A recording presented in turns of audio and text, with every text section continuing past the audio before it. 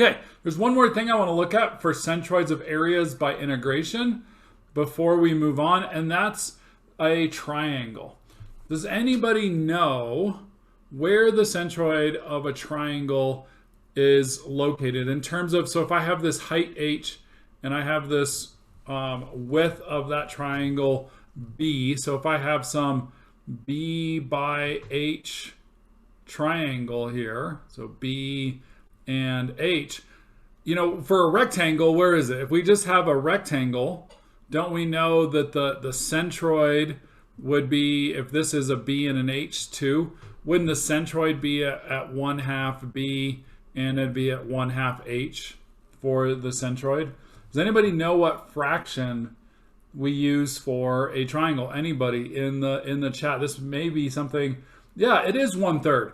Okay, absolutely. Yeah, it's going to be 1/3 b and 1/3 h, and these are to the centroid. That's going to get us to the centroid. Now, measured from where though?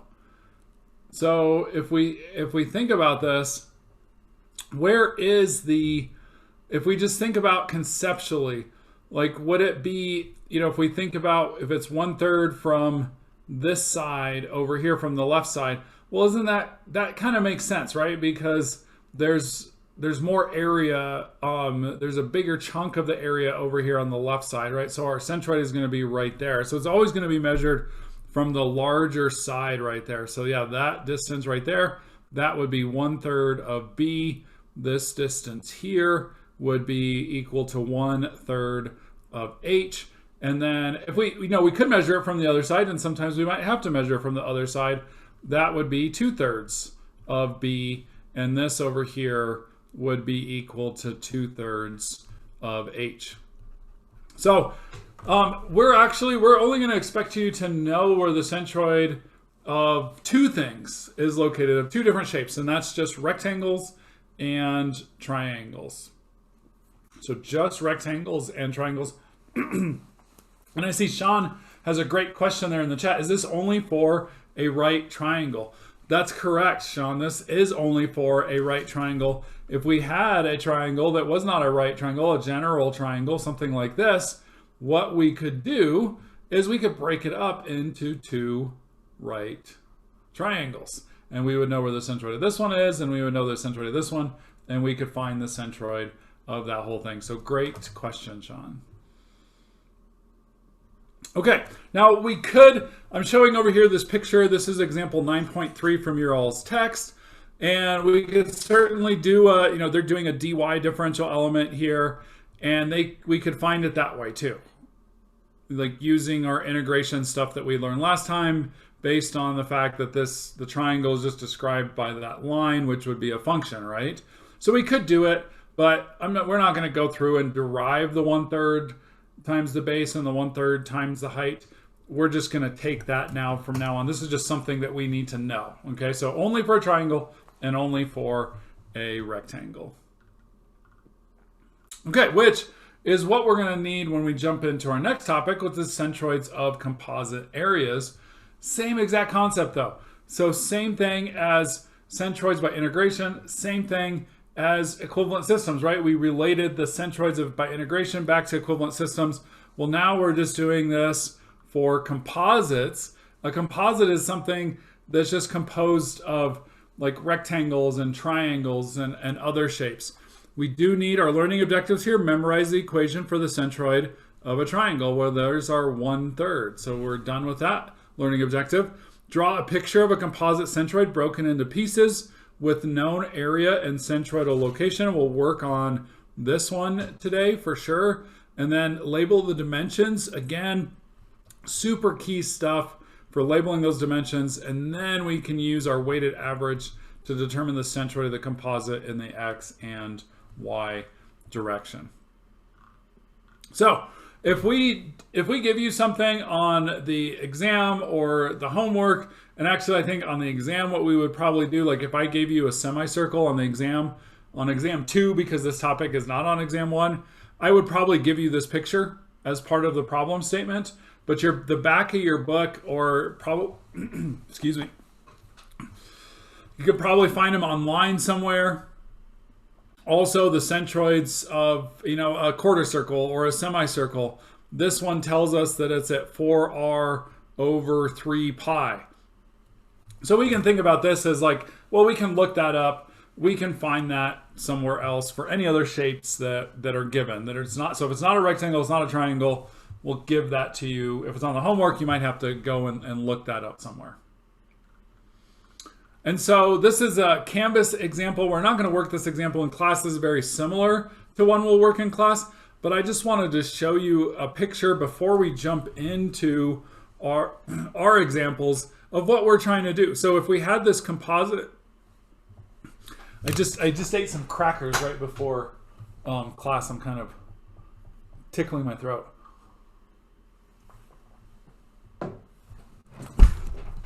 So if we had this composite shape, what we're going to do is if we can figure out where the centroid of each segment is, and so they've divided this up into a semicircle, and they're ignoring the void for now. We divide it up into segment 2 would be a square. If we can find the centroid of each of those pieces, then don't you think we can use our weighted average to find where the centroid of the whole thing is located? So same equation, same concept as last time. And then they're showing here they're going to subtract out that void later. And we'll do a problem with a void here as well. Real world application of this.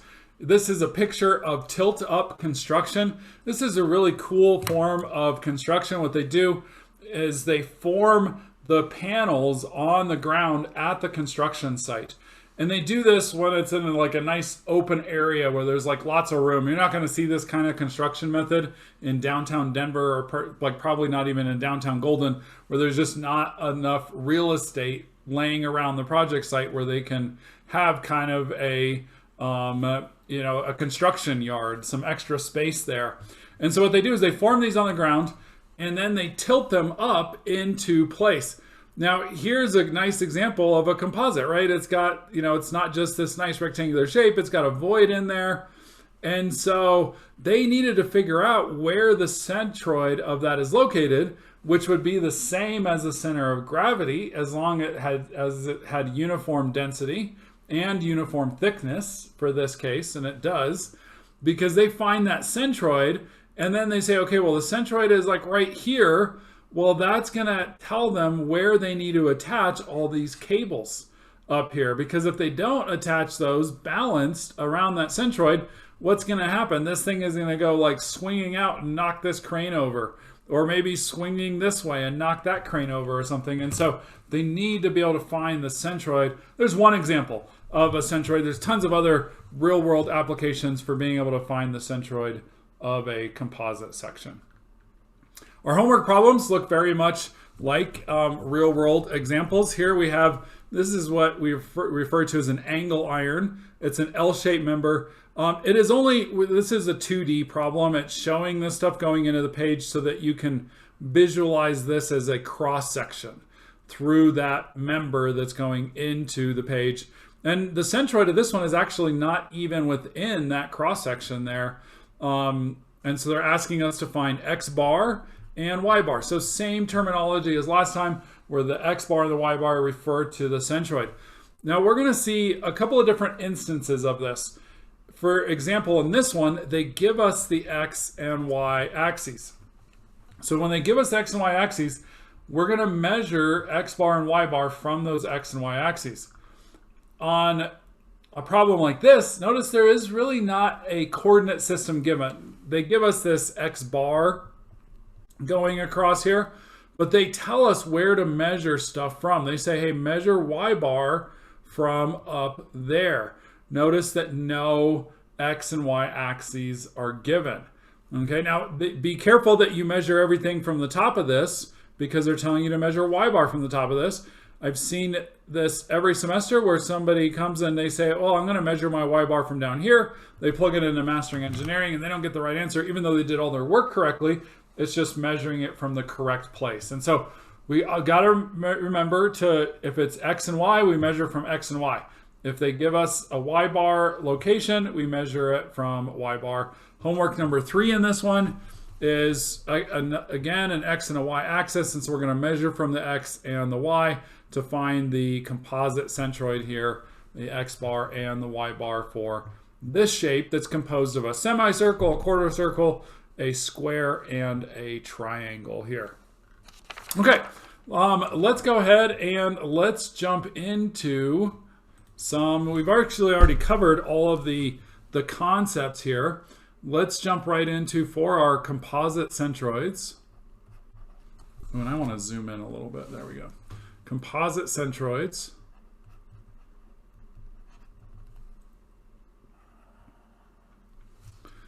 Let's just jump right into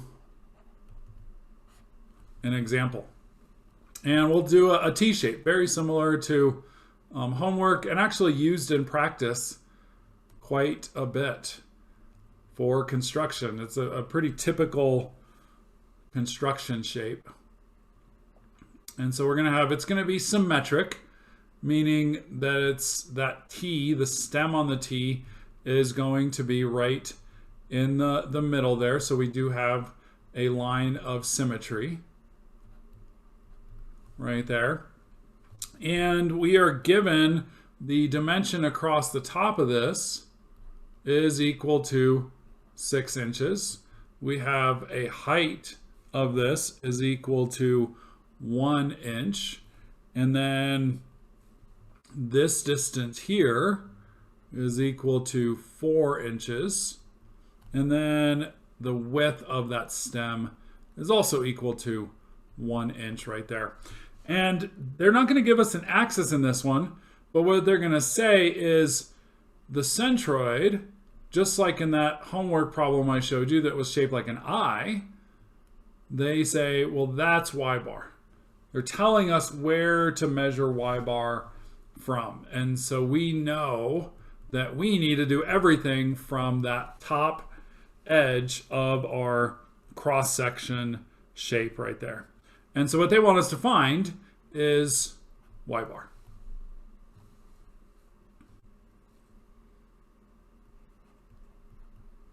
So for our solution here, I'm going to draw this picture again, and I'm going to draw it bigger. And the reason I'm going to draw it bigger is because we're going to be labeling some things on here, and we want to be able to see those labels nice and clearly and not get those confused with other things. Okay, so there's our just a slightly bigger T shape there. And so we have our symmetry still again. And we remember we're asked to find Y bar. Now let's, to start this, actually the first thing I want to do is, if we know where the centroid of each rectangle is, then we can find the centroid of the composite. And so we're going to break this up into 2 different rectangles. And so like one rectangle, the centroid is here, right? That top rectangle, I'd have a centroid there. And then my bottom rectangle, my centroid is going to be located right there. And so if we can figure out where those centroids are located relative to the same place where they measured Y bar from, and so Y bar, they showed us up here, was measured from up there. And so there's our Y bar distance. Well, remember Y tilde from last time. Y tilde was the centroid of our individual rectangles. We're still going to use that same nomenclature. And so this distance here, that would be Y tilde for segment 1. And then the distance all the way down to this, that would be Y tilde for segment 2. And I'm labeling, so I'm calling this one segment 1, and I'm calling this rectangle down here segment 2. And then, so if there's I see a question in here, if there's a line of symmetry, does that help us choose where an axis would be? Well, we shouldn't have to choose where an axis should be. We should be told where to measure things from. And so if, so if they give us an X and Y axis, we know it's measured from there. Or they really have to give us where Y bar is measured from in this case. Now, if you were doing this on a real problem, it really doesn't matter. Like say, and say you were given some shape and you were working on some project or something, and you had to do this all from scratch. You can define it from anywhere, really. It really doesn't matter. Okay, so we have y tilde for segment 1, we have y tilde for segment 2, we have our y bar there. Now, don't we just need to say, well, we can find y bar. Wouldn't that just be equal to our weighted average equation?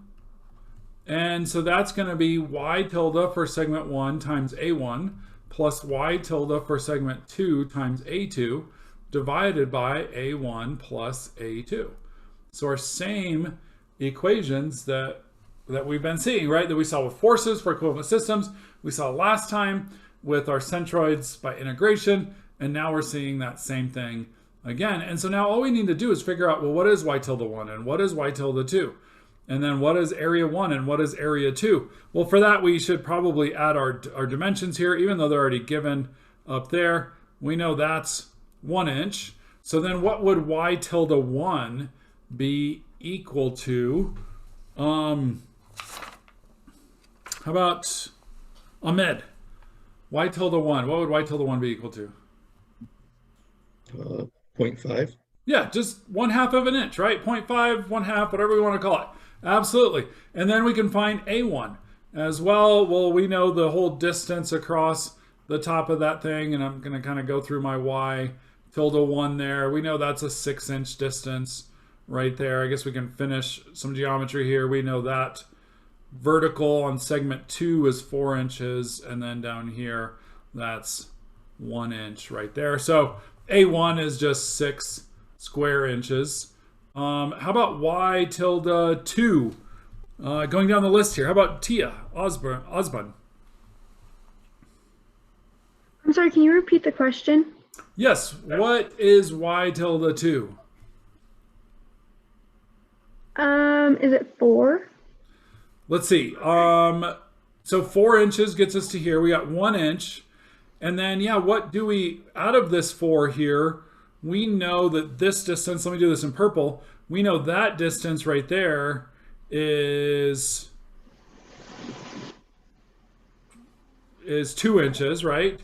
And then, so if we're measuring from all the way up here, what would it be? Go ahead, Tia. 7? Or am I not? I'm not sure. Okay, so, well, so take a look here, right? We have 2 inches down here, right, from this spot to that spot. And then what do we have in addition to that 2 inches to get the rest of that? 1. 1 inch, right? So it's just 1 inch. That's 1 inch plus another 2 inches, and that's 3. Oh, 3. Okay. 3 inches. Awesome. Yes, thank you. Okay, so we got y tilde 2 is 3 inches. We can find A2, and so that would be equal to 4 square inches. And now we can just plug this in. We can find y bar is going to be 1/2 times 6 plus a y tilde 2 is 3 inches times 4. And then we're going to divide that by 6 plus 4.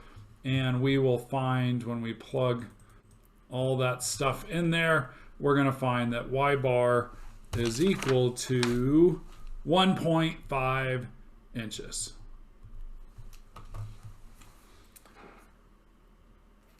And we talked last time that it's nice on these problems to do just a check of our math in conceptually, like a gut check. And so if we think about the weighted average conceptually, our top rectangle up here, our 6x1 rectangle, has an area of 6 square inches. Our 4x1 has an area of 4 square inches, so it should be closer to the 6 square inches. So are we closer? Is 1.5 inches closer? And we can compare that to our y tilde 1 and y tilde 2. So 1.5 inches, it's 1 inch away from y tilde 1. It's 1.5 inches away from y tilde 2. So yes, it is closer to y tilde 1. So that makes, it's just a nice gut check, right? When you're doing this on mastering, you can say, oh, did I, does this make sense kind of thing before you plug in your values there. Okay. Any questions about that? So Y bar was given to us first, right? So we knew which side to start from. Right. Well, they told us where to measure Y bar from. Okay. Right. So they told us up here. And then thank you for asking that question, because I just want to reiterate too. Notice that I measured Y tilde from up here as well, right? All of my Y bar, Y tilde are all measured from the same place, from the same line, right? So they're all from that same line. We don't want to measure, we wouldn't want to take like a Y tilde for segment 2 is that distance right there, right? We know that's 2 inches, but we would not want to measure it from there. We got to measure everything from the same place, from the same reference. Otherwise, it's not going to come out. Oh, and then should it be negative? Actually, no, I've kind of defined the direction I'm going in. And so, yeah, while it is below the top of the shape, we're really thinking about this now in terms of magnitudes. Now, if I did find a negative number, the way I've set everything up is I'm measuring, like my positive is down. I'm measuring everything going down. If I did find a negative, that means my Y bar would be above the shape up here somewhere. Now, we do not have to worry about this when we're given like typically when we do Y bar, it's always measured from the top or the bottom. Or like if we're doing X bar, it's always measured from like the far left point to the far right point of that. Now, in this next example, though, we will have to deal with some negatives. So when we have a coordinate system here, so great questions. If there's any other questions, let me know. If we have a coordinate system like this, in this problem, we have an X and we have a Y axis, and then we have a couple of shapes here. We've got a triangle here, and then we've got a semicircle over here, and that semicircle is actually going to have a void in it. So we're going to end up with a void here. And so we want to find, what we're looking for is this area right there. We want to find the centroid of that area given some dimensions here. This is 3 feet. The height of this is also equal to 3 feet. And then the this part in here has a thickness. So the distance, let me just do it here. That distance from there to there is 0.2 feet. And we would like to find for this one the X bar and the Y bar. So in this one, we're going to have negative distances, and we're also going to have a negative area for that void. For this one, and you don't have to do this when you're working your homework, but in our solution here, I'm actually going to draw out all of my segments separately. And so we're going to do this using 3 different segments. We'll have one segment for the triangle because we know where the centroid of that is. We'll have one segment for the semicircle because we can look up where that centroid is. And then we'll have a third segment for the void, which is also going to be a semicircle. So let's look at segment 1. And for segment 1, we're going to do the triangle. And the reason I'm going to draw these segments out separately is because it really matters where that segment is relative to the X and Y axes. So there's our triangle right there. And we know that the width of this thing is equal to 3 feet. And we know the height is also equal to 3 feet right there. And then what we talked about at the beginning of class was that we know where the centroid of that triangle is. It's going to be at 1/3 from the right angle, so about right there. And so we can find that distance right there. That's going to be our x tilde for segment 1. So we're still going to use those x tildes. That distance there, that's going to be our y tilde for segment 1. Now notice, now that I've got an x and y axis, I'm measuring everything in terms of that x and that y axis. So x tilde for segment 1 is going to be equal to what? Garrett Baggett, are you here? Yeah. Is that 1 foot? Yeah, just exactly 1/3 of 3 feet here equals just 1 foot. And then y tilde would be the same thing, right? Y tilde 1 would be equal to 1/3. The height is also 3 feet, so times 3 feet. So also just equal to 1 foot. And then the area for segment 1 is going to be 1/2 the base times the height. So the base is 3 feet times another 3 feet. So we're going to end up with 4.5 square feet. Okay, so we've got segment 1 is good to go there. Now, how about segment 2? Segment 2, what we're going to do is we're going to do the semicircle ignoring the void.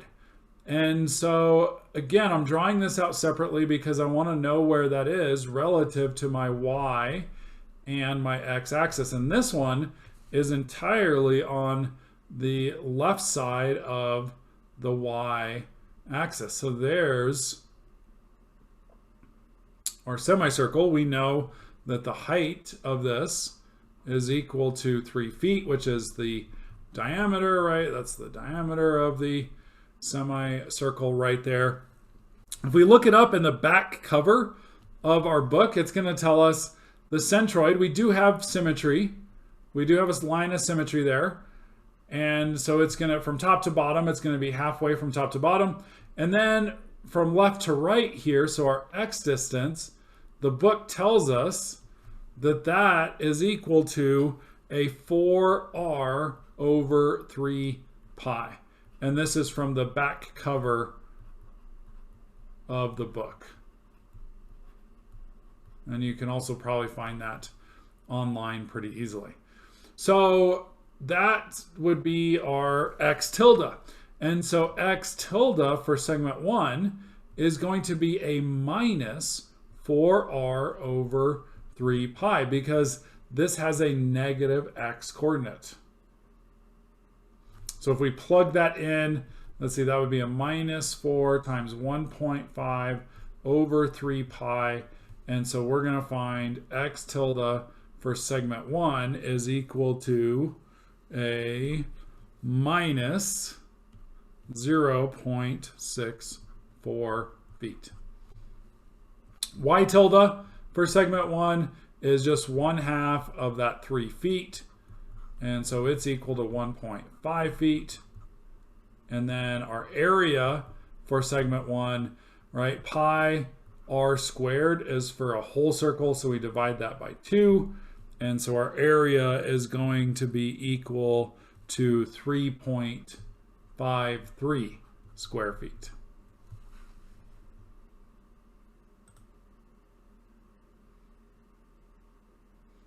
Okay, and then we have one more segment, and that's the void that we're going to subtract out there.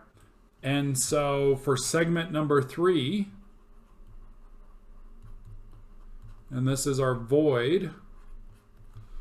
Again, I want to draw this relative to the x and y axes.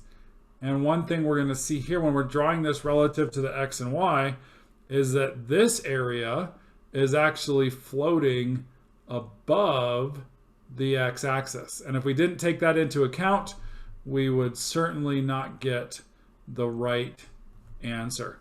If we look, this is a total of 3 feet right there. And we're basically subtracting from the bottom of this.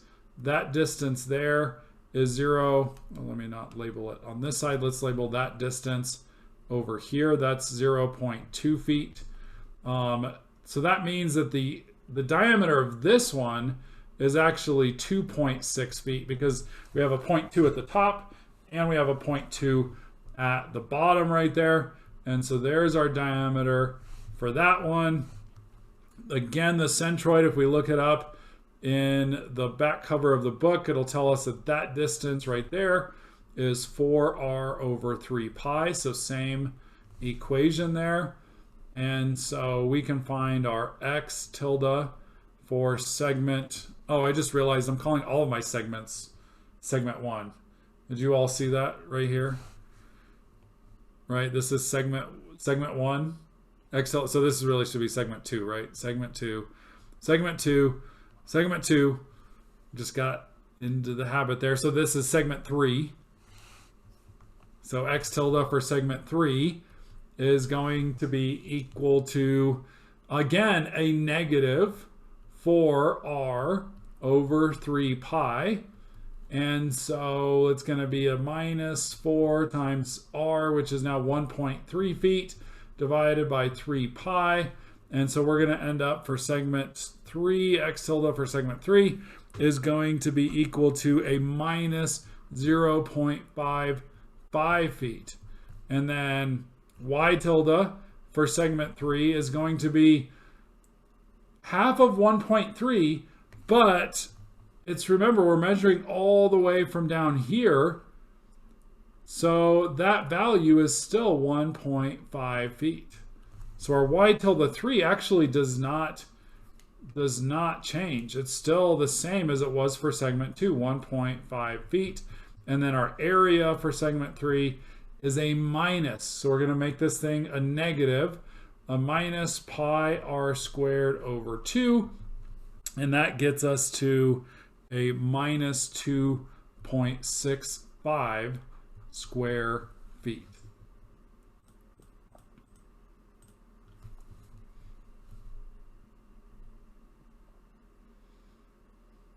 Okay, so we got negative areas, we got negative x tildes. Let's look at now how does that affect our weighted average equations.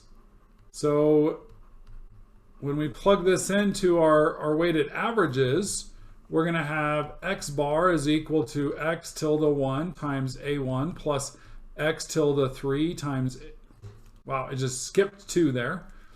My subscripts are going well today. Times a2, and then plus x tilde 3 times a3, and then we divide that by a1 plus a2 plus a3. And so everything still, our weighted average equation stays exactly the same, and we just have to plug in negative values wherever we have them. So x bar, let's see, x tilde 1 was equal to 1.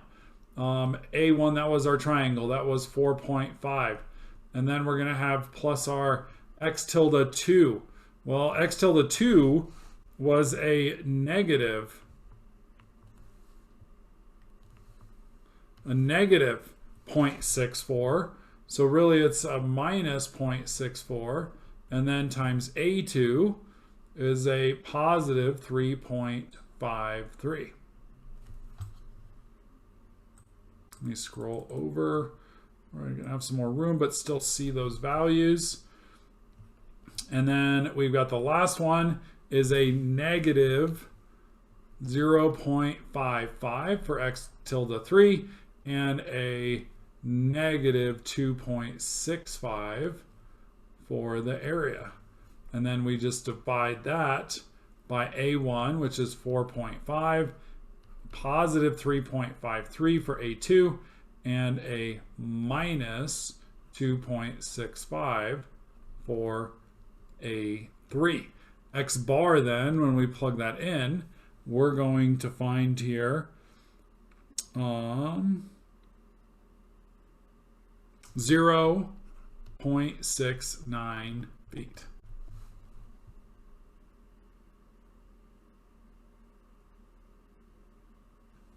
Okay, and then I have a question here as to why y tilde 3 does not change.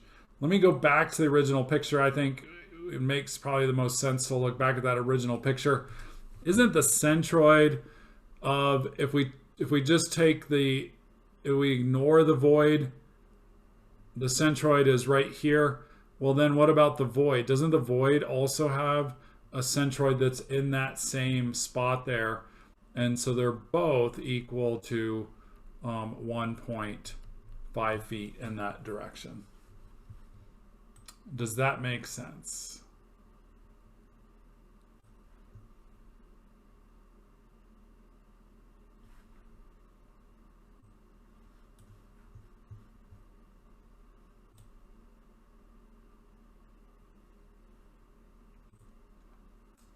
Okay, and then we can do our y bar. Y bar would be equal to a y tilde 1 times a1 plus y tilde 2 times a2 plus a y tilde 3 times a3 divided by a1 plus a2 plus a3. Again, we're just going to plug in negatives where we have negatives and positives where we have positives. Y tilde 1 was 1, a1 was 4.5. Y tilde 2 was equal to 1.5. And then our A2 was a positive 3.53. Y tilde 3 was a positive 1.5 also. And then A3 was a negative 2.65. And then we divide that by the sum on all the area. So 4.5 plus a 3.53, and then minus a 2.65. And so we're going to get, when we plug in all our numbers here, we're going to get a 1.08 feet.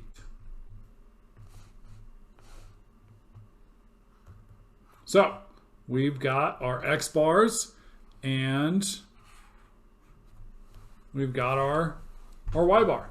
Now let's look at that and make sure it makes sense. Let's do a gut check. Does it make sense? Let's start with Y bar since we just finished with Y bar. Does that make sense that our Y bar, let me grab this original given information and just move it over here. So for anybody that's still copying stuff down, you can still see what we were just working on. So does that make sense? 1.08. Well, the centroid of our triangle is at 1, right? And so does it make sense that this just goes up, our centroid relative to that triangle should go up just a little bit, right? Because the centroid of this strip right here is definitely higher. The centroid, we know it's right here, but it's a little strip, isn't it? It's not a lot of area, so it just goes up just a little bit. And then how about our 0.69 feet? So again, our centroid of our triangle is here. Well, we would expect that this area over here would move the centroid to the left, wouldn't it?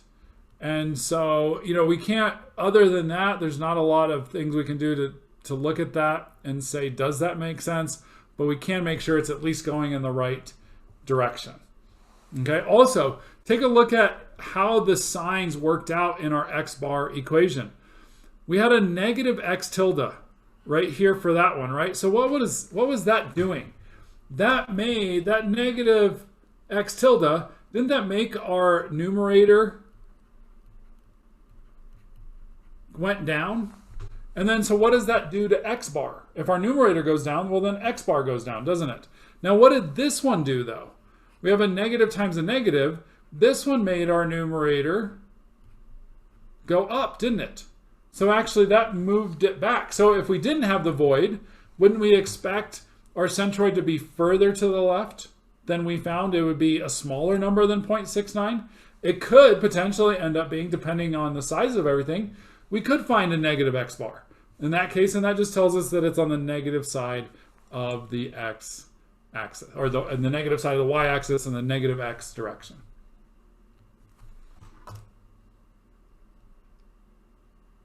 Okay, very cool. Any questions about any of this?